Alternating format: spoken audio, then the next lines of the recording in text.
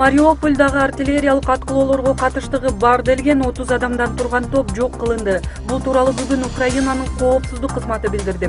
Маалыматка ылайык аткылоону Донецктин лидери Александр Захарченконун жардамчысы уюштурган. Эске салсак, 24 январда Мариупольдагы аткылоолордон 30 адам каза болуп, 97си жараат алды. Ооруканада 5 бала оор акыбалда жатат. Украина тарап бул окуяга Донецк жикчилдерин айыптап, окуяга теракт деп баа берди.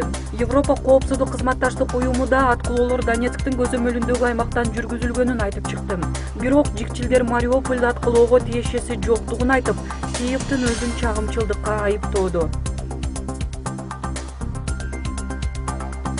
Египетте өткөн жекшембиде Хосни Мубарактын бийлигин кулаткан 25 январ революциясынын 4 жылдыгы белгиленип, өлкөдө башаламандык орун алды. Андан 15 адам каза болуп, 40 жараат алышкан. Курмандыктардын көбү Каирге жакын жерде болгон. Мында мусулман агайындар кыймылы абалды курчуткан. Полиция өкүлдөрү окуяга айыптуу деп 132 адамды кармады.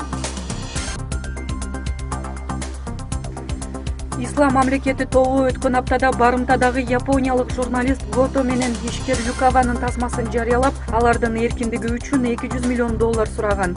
Бирок жекшембиде согушчандар интернетке жаңы видео чыгарып, өз шарттарын өзгөрттү. Тасмада япон журналисти өлтүрүлгөн ишкердин сүрөтүн кармап турганы тартылган. Барымтадагы 2 япондун бирин өлтүргөн Ислам мамлекети тобу журналистти Иорданияда кармалып отурган террорчу аял Саджида Ар-Ришавиге айырбаштоо шартын ачыктады. Ал арада Токиодо тургундар жүрүшкө чыгып, өлкө бийлиги сүйлөшүүлөргө барбай, ишкердин өлүмүнө жол берди деп айыптады.